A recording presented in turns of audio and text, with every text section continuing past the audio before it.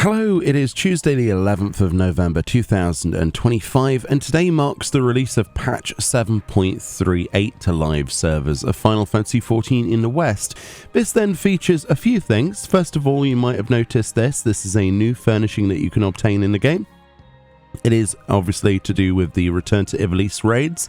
You can get this from any of the 3 Return to Ivalice raids in one of the final coffers, and effectively it is a wall item reminiscent of that of the Ivalice Chronicles Final Fantasy Tactics, a game that recently came out. This is the artwork for that, and you can place that on your wall. This is something that a lot of people thought, maybe this would be available for purchase with real money.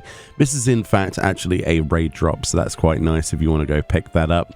So firstly then, the biggest information is for the battle system. It says the weekly restriction on receiving cruiser holosabers from the AAC Cruiserweight M4 has been removed, so you can go and get those. If you still need to get a weapon from Cruiserweight tier, you can obviously get your cruiser holosabers obviously multiple times in a row. You can spam M4 as much as you want to get more of those.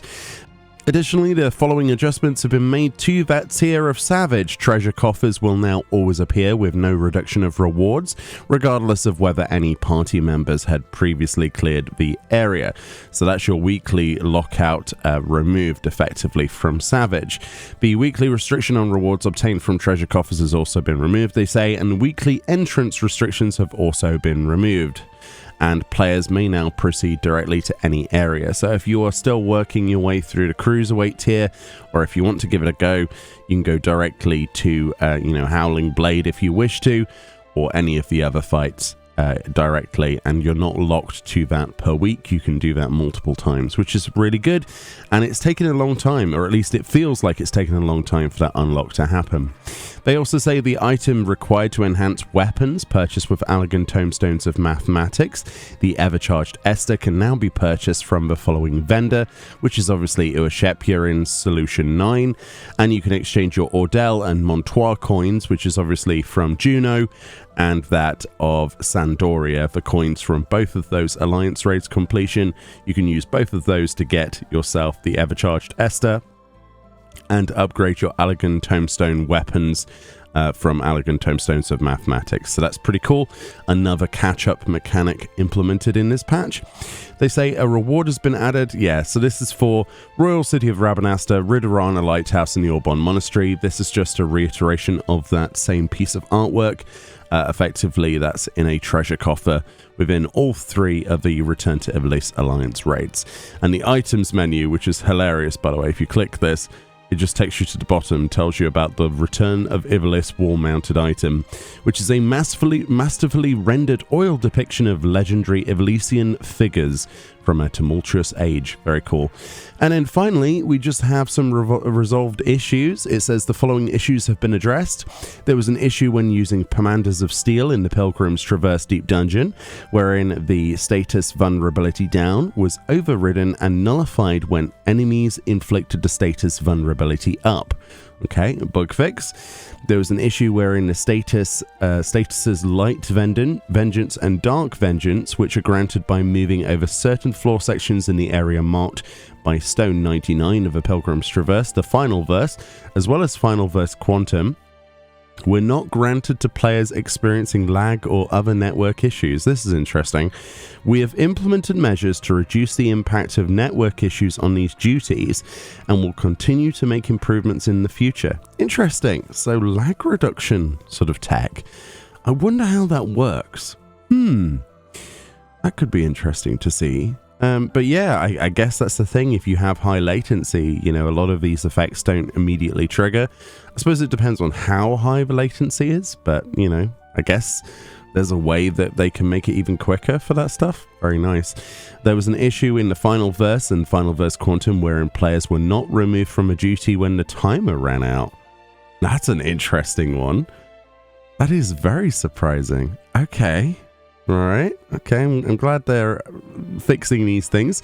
There was an issue with Quantum in particular, wherein under certain conditions, the draw-in effect of the boss action Bounds of Sin did not function correctly. Now, I'm curious as to what they mean by not function correctly. Is that where it just doesn't pull you in properly, or...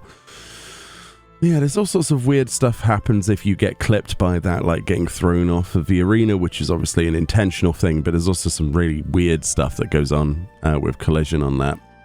Be interesting to see what's changed. They say an issue when using Party Finder to recruit for the final verse wherein players were unable to participate when conditions were set to duty complete despite having already completed Pilgrim's Traverse. Yeah, there's a few issues with that, actually. I'm not seeing the one that I've noticed. I'll mention it in a moment.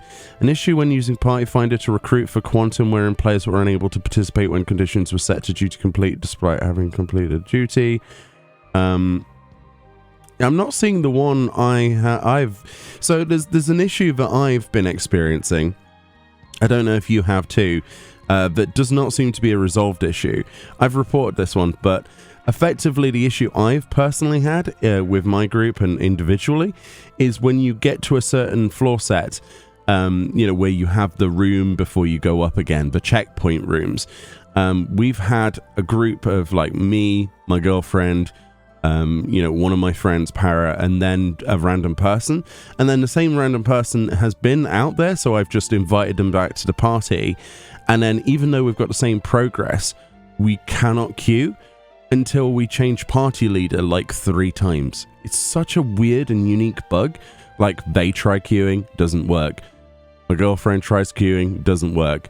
Give it to another person, oh, suddenly it works. But there's no reason for it.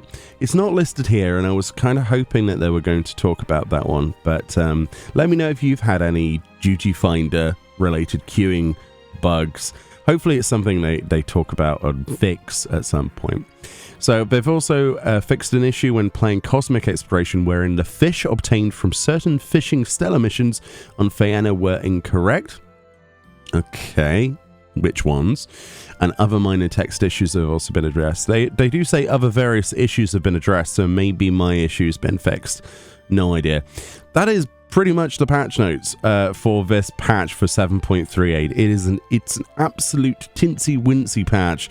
But it's some cool stuff, right? We've got a new furnishing to go grab. If you're a massive Ivalice fan like I am, I mean, I'd love to get more things related to Ivalice in our game. I think the Alliance raids are great. I think the new Tactics game is brilliant. I've loved every moment of that. But at least we don't have to pay for this. I was kind of worried that we'd have to go to the store to buy something like this, but... yeah, we can get it from the actual raid. And aside from that, enjoy getting yourself some catch-up weapons, right? Or if you're just one Hollow Saber behind on one of your ults or something, this is going to help you massively. Anyway, much love. More videos on the way as we get to them. We're getting much closer to December, and of course that ever all-important patch 7.4. And in the run-up to that, obviously we'll have lots of other things to talk about. Much love, and I'll see you all next time. Bye-bye.